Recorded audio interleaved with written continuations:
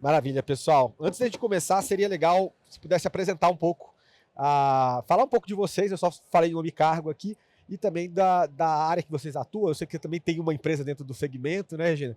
E também, no caso da Renata, contar um pouco do que ela desenvolve dentro do Bradesco do Nova Bra. Então, começando daqui, a gente passa. Primeiro, bom dia. Obrigada, Bruno, pelo convite. Obrigada, Febraban. É interessante, porque o ano passado eu tinha um sonho, quando eu andava pelos corredores, que era estar aqui. Que demais. Então, eu estou muito feliz de levar o tema blockchain e tokenização para vocês. Eu sou Regina Pedroso, sou CEO da Iusto, que é uma empresa de blockchain voltada para a tokenização do mercado imobiliário, e também fundadora e diretora executiva da Betoken, que é a Associação Brasileira das Empresas Tokenizadoras de Ativos e Blockchain, fundada esse ano. Eu reuni um grupo de empresas, a gente olhando para o mercado, percebeu a importância de mobilização institucional, reunimos uma empresa e fundamos a Betoken. A Betoken está muito direcionada hoje a enfrentar os desafios regulatórios, preparando o mercado, dando infraestrutura, segurança para todo o mercado, e também fomento em geral do uso e adoção da tecnologia blockchain e a tokenização. Então a gente está muito feliz, a gente vem crescendo, Bruno, e com bastante desafios, mas eu acho que não tem momento mais positivo do que falar em 2024 sobre tokenização e blockchain. Então a gente está muito feliz.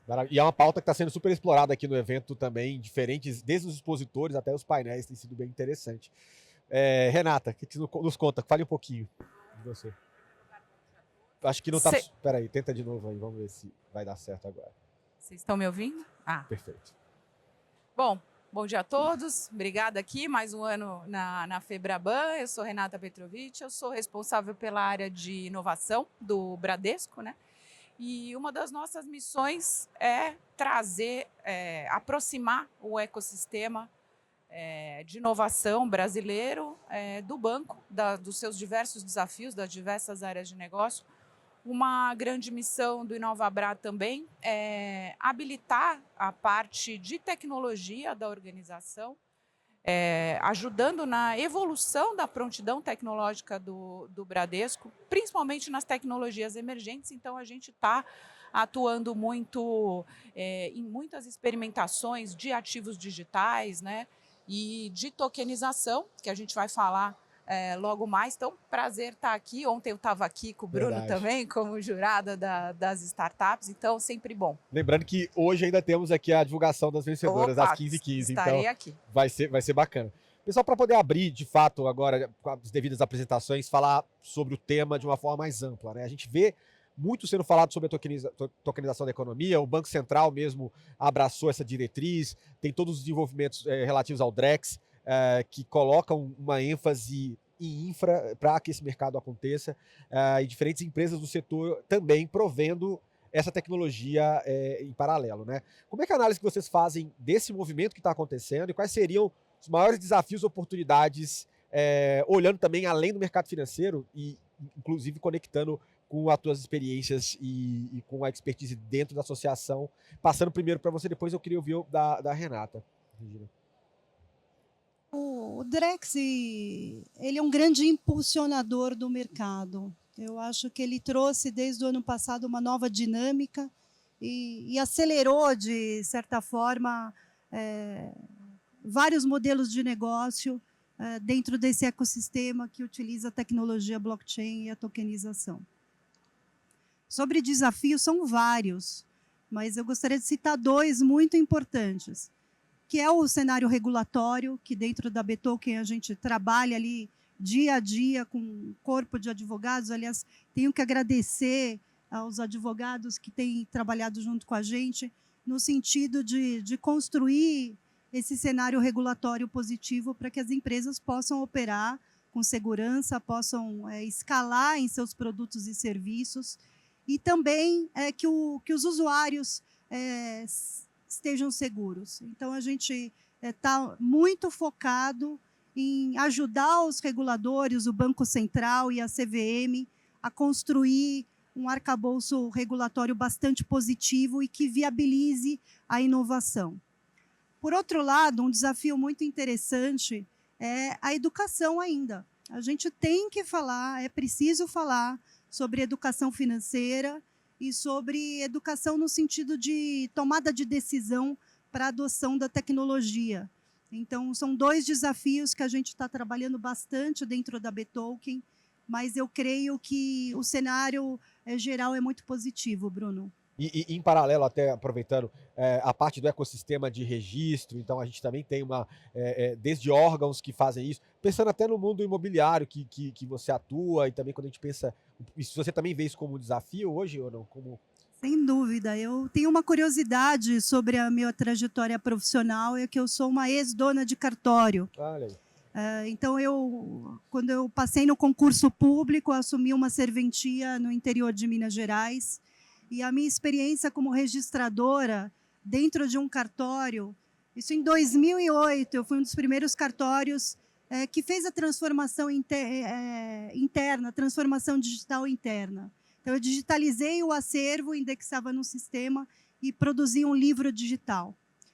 Quando eu apliquei a tecnologia dentro do cartório, e isso que me desconstruiu como profissional e me levou a trabalhar com blockchain, foi que a tecnologia acelerava muito os processos, trouxe muita transparência e eficiência.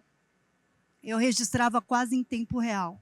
Isso não é brincadeira. Quando a gente insere a inovação e a tecnologia, o ganho de performance é substancial. E anos depois, a gente ouviu falar a palavra blockchain, que é um livro de registros. E esse livro de registros, ele é aplicado em diversos serviços que a população hoje usa e que poderiam ser mais utilizados. E um deles são os registros. E nesse tema é muito interessante, porque é perfeita aplicação. A rastreabilidade, que é uma outra face da tecnologia blockchain, é algo que a gente precisa trabalhar na adoção. Então, é tudo inovação, tecnologia, sobre ganho de performance, redução de custo e transparência. Então, eu acredito que esse é o cenário e é positivo, e a gente tem que investir em tecnologia e em adoção. Legal, e bacana ver o mercado se movimentando para isso, né? E agora a pergunta para a Renata também a respeito do que você vê de desafios também dentro desse processo de tokenização da economia e, sobretudo, que você tem enxergado do ponto de vista instituição, né, assim, nesse processo. Não, Bruno, assim, desafios tem muitos, mas oportunidades também Sim, claro, tem muitos, né? Então, se a gente pensar, né, assim, pensando até nos conceitos da tokenização, né? Porque isso, né, um token, ele carrega com si uma série de informações que permite essa rastreabilidade, né? Como a Regina falou, a gente tem a visão de todo o ciclo de vida. Esses fones estão caindo. Eu vou falar e depois vocês me falam Perfeito, tudo bem. se não deu certo, tá? Então, essa característica do token, ela traz muita oportunidade, porque você consegue ter o que a gente chama de programabilidade de transações. O que isso é? Hoje, quando você vai vender um carro, por exemplo, né, sempre fica aquele impasse. Olha, eu vou vender o meu carro, mas eu só te passo a titularidade, a propriedade, quando eu receber o pagamento. Aí tem que ir no cartório, né, as contrapartes e tal. Então, numa economia tokenizada, programável, você tem o que a gente chama de delivery versus payment. É um contrato inteligente que ele só se efetiva a partir das duas partes efetivando. Então, eu fiz o pagamento, automaticamente eu recebo a titularidade daquela propriedade. Então, isso vocês podem imaginar que elimina, né, pode eliminar, né, muitos intermediários no processo, reduz custo, facilita toda essa parte de liquidação, né, de transações. Então, pensando nesses conceitos, né, trazendo para o mercado financeiro, vocês podem imaginar que isso pode revolucionar mercados de crédito. Pensa na recuperação de crédito, por exemplo, né? Quando você, no token, você tem a informação de quem é a pessoa, quem é o proprietário daquele token, qual é a garantia que está atrelada àquele token, né? Então, você tem como efetivar a garantia, né? E você tem processos muito mais fáceis de recuperação de crédito, né? Outra aplicação, né, de mercado de crédito, imagina, assim, hoje não é normal você dar, né, ativos como aplicações financeiras. Eu tenho um CDB, eu vou dar como garantia de um empréstimo, um CDB que está em outro banco, de repente, vou dar em garantia de um empréstimo que eu tenho no Bradesco, né? Essas coisas vão ser possíveis, né? Todo o mercado de recebíveis vai ser tokenizado, poder ser transformado em investimentos. Quer dizer, você abre um leque, né, de possibilidades gigantesco, amplia, né, a quantidade de ativos, sem falar assim, depois a Regina vai falar, eu posso tokenizar uma obra de arte? Posso, né? Eu não posso ter um Picasso, mas de repente 1% de um Picasso, talvez eu possa ter 1% de um Picasso, né? E colocar como garantia de uma operação financeira. E colocar como garantia de uma operação financeira, né? Agora, claro, os desafios são muitos, vocês podem imaginar que uma infraestrutura, né, de um banco tradicional, e a gente tem que habilitar toda uma nova estrutura, uma infra, né, de um banco tradicional. Essa infra, ela tem que conviver com o legado, né, porque essas coisas têm que se integrar, porque o Pix não vai morrer, né? Então, a gente tem lá que garantir que as transações aconteçam no mundo dos ativos digitais, mas também, né, no mundo tradicional, né? Então, você tem que repensar a jornada do usuário, né? Não é que você vai simplesmente digitalizar os seus produtos e está tudo certo. Não, é toda uma nova jornada, um novo processo. É uma jornada que é totalmente 24/7, 365, né? Instantânea. Tudo tem que ser instantâneo, repensado. E aí foi comentado também, né, Regina, o desafio de aculturar as equipes, né? É um mundo, gente, totalmente novo, né? Onde você precisa que as pessoas entendam. Não é simples, né, de entender. São conceitos ainda que para a gente que é do ramo, né, a gente tem que, né, toda uma nova história aí para aprender, né? Então, não é simples, né? Acho que os desafios são muitos, mas a gente sempre olha esses dois lados, né? O desafio e as oportunidades. Não, maravilha. É interessante que você falou. A gente tem várias mecânicas de mercado. Eu costumo dizer que várias mecânicas vão acabar mudando. A própria questão do 24/7, né? Muita coisa que a gente tem 24/7 em 5...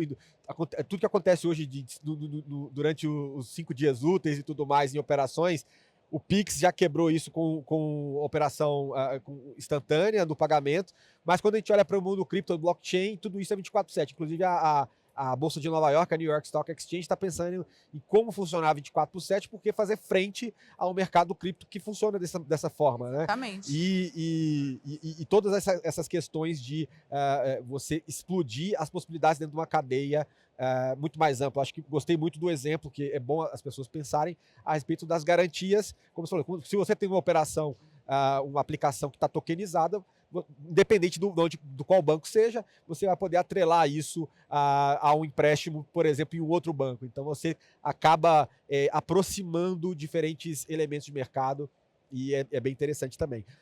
Aproveitando, né, que até aqui a Renata falou sobre possibilidades dentro do mercado financeiro, eu queria ouvir de você que também, pela associação de tokens, imagino que tem várias teses ali dentro que estão sendo exploradas na parte seja de tokenização de ativos do mundo real, né, do que a gente fala de real world assets.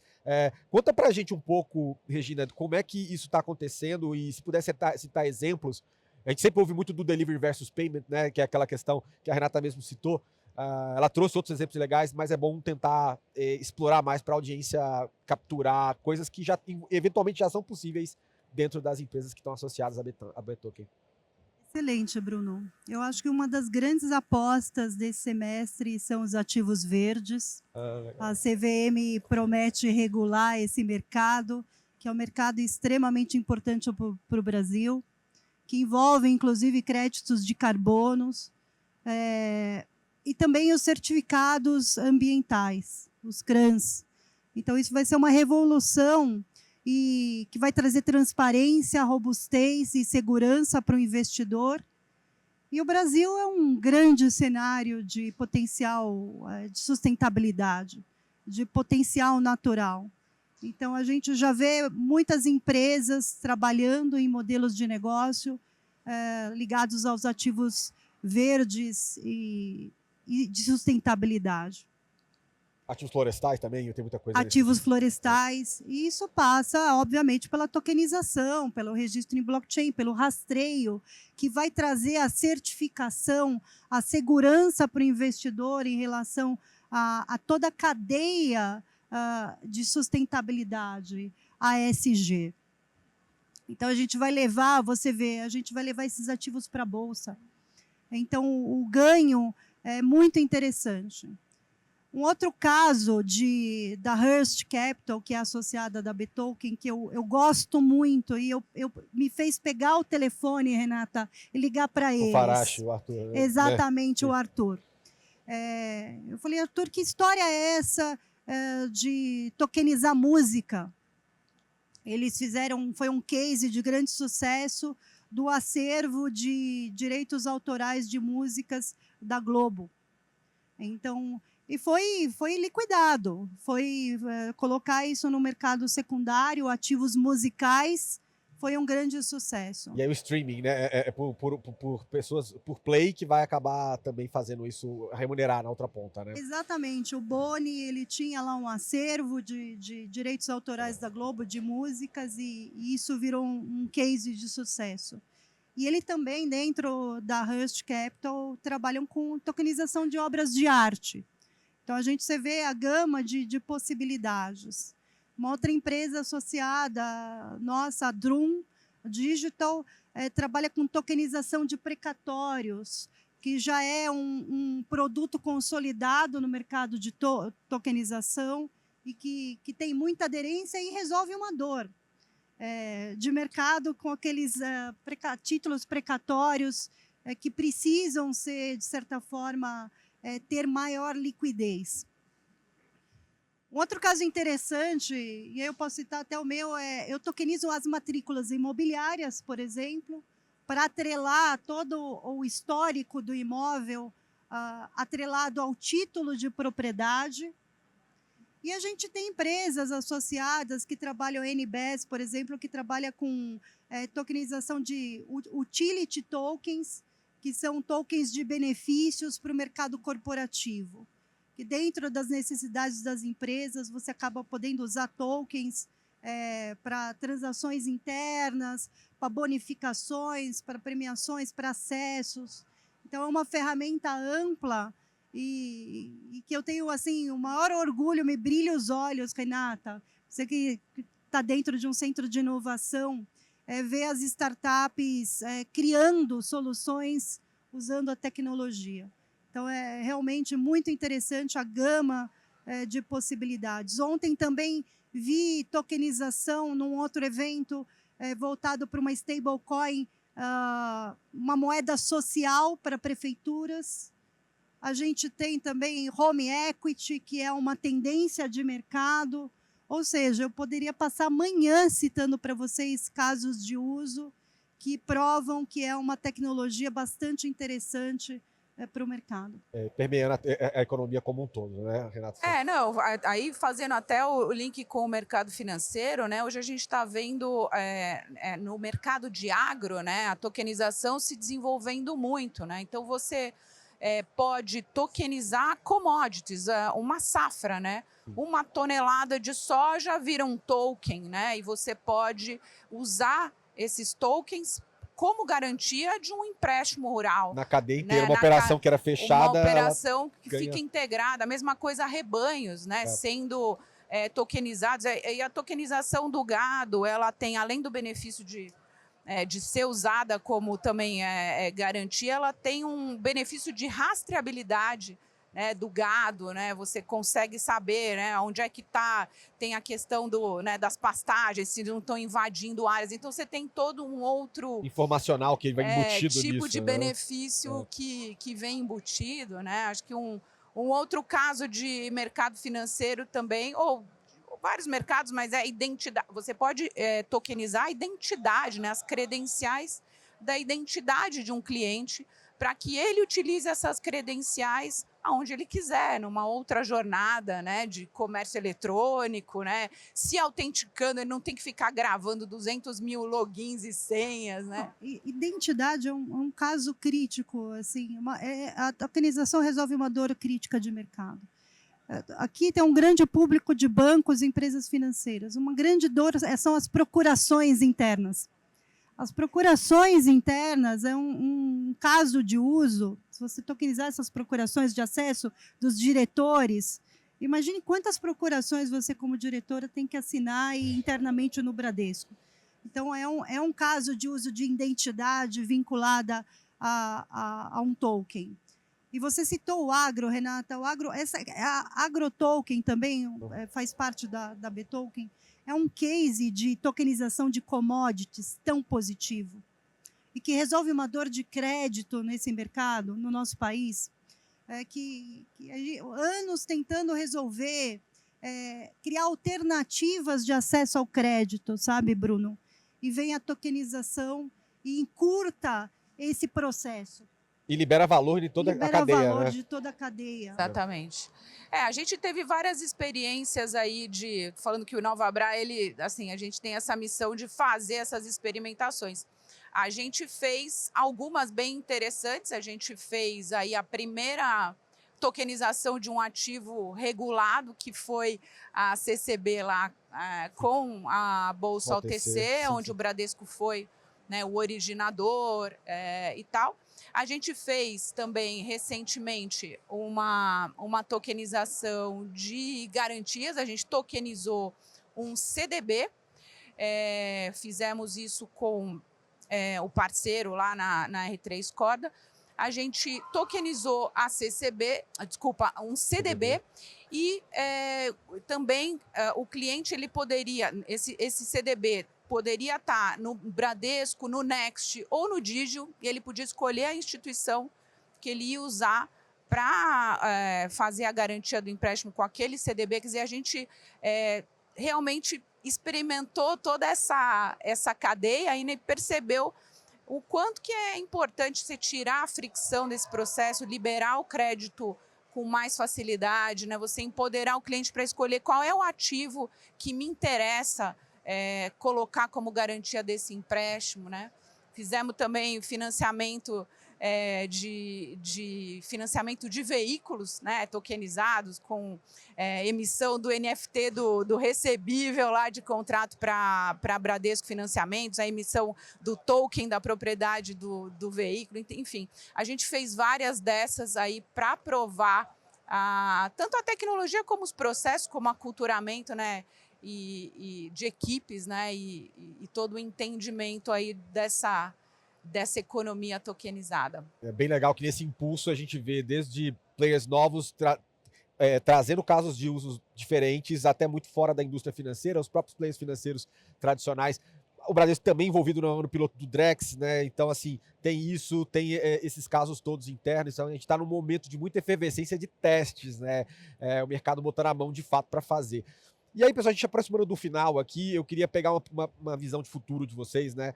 Sobre perspectivas, né? Como é que vocês veem, né, no ritmo que a gente está indo, tanto no Brasil quanto no mundo, esse processo de tokenização da economia, né? E se tem alguma tendência ou próximas fronteiras que vocês entendem que já está para agora, né? Que já está muito mais próximo, intangível e palpável para ser traduzido até na ponta do consumidor final, né? Começando aqui com você, Regina, a gente passa aqui para a Renata. Bom, a gente tem que falar do cenário regulatório. No segundo semestre está prevista a segunda parte da consulta pública do Banco Central, o que vai ser extremamente positivo. E a gente vê também, num outro lado, a CVM trabalhando muito para viabilizar o fomento e a segurança desse mercado. Então, uma aposta grande é 2025, um cenário completamente diferente, mais célere e mais positivo. E eu gosto sempre de falar que 2024 é um momento de se investir, de testar, validar e colocar produtos e serviços para rodar. Porque o ciclo de aprendizado, ele leva um tempo. E eu brinco com os meus colegas, eu falei, eu não quero ver vocês em 2025 desesperados correndo atrás das oportunidades de mercado. Então, esse é o momento que as empresas, os líderes, têm que testar a tecnologia, têm que adotar, têm que entender as questões regulatórias. E apostas são várias. O mercado financeiro, eu vejo uma maturidade para a adoção da tecnologia. A gente aposta que o mercado imobiliário se desenvolva também, porque é um potencial de milhões de dólares e milhões, enfim, em solução, em valor de solução. Então, a gente está trabalhando muito internamente dentro da Betoken também, para tentar fomentar essa tokenização imobiliária, que é muito desejada e é uma realidade no Brasil e no mundo. E também, como eu já disse, eu aposto muito nos ativos verdes e na regulação de crédito de carbono, que realmente vai trazer um valor agregado para o país como um todo, e um impacto positivo nessa agenda ESG, que é tão importante num ano que a gente está vendo os impactos da mudança climática e tudo mais. Então, vamos à tokenização e blockchain para resolver problemas do nosso país. Na sociedade como um todo, né? Exatamente. Nata. Não, realmente, né, o grande impulsionador dessa economia tokenizada vai ser o regulador, né? Então, quanto mais segurança, né, regulatória a gente tiver, mais o mercado vai se expandir. Hoje, acho que os maiores entraves para essa expansão estão mais relacionados à legislação do que à tecnologia, né? Então, resolver essas questões de legislação para poder ampliar o mercado, né? Então, acho que é isso. Eu acho que essa semana que eu li uma pesquisa da McKinsey que estimou que a economia tokenizada ela tem um potencial aí de 2 trilhões de dólares em 2030. Quer dizer, existe uma expectativa alta, agora precisa destravar, tem muitos desafios aí de habilitação de infra, de regulação, de legislação. E, claro, no fim das contas, né, gente, acho que precisa também de cases que comprovem, que tragam um benefício, né, de experiência do cliente, de custo e tudo isso que seja matador, e aí você tem um case de sucesso aí que vai abrir todas essas fronteiras, né? Maravilha. É tempo de construção, a gente está vendo essa estrada, de certa forma, ainda no barro, mas as pessoas trafegando essa estrada, mas ela está sendo pavimentada para que ganhe celeridade também, tudo isso depende de atuação do regulador. Igual eu falo, os testes estão acontecendo, mas o cliquezinho em breve acontece para que a gente libere e destrave esse potencial que vocês bem descreveram e que já está sendo testado de uma forma ou de outra. Pessoal, a gente chegou ao final. Queria agradecer muito, uma salva de palmas aqui para as painelistas dessa sessão. A gente vai deixar...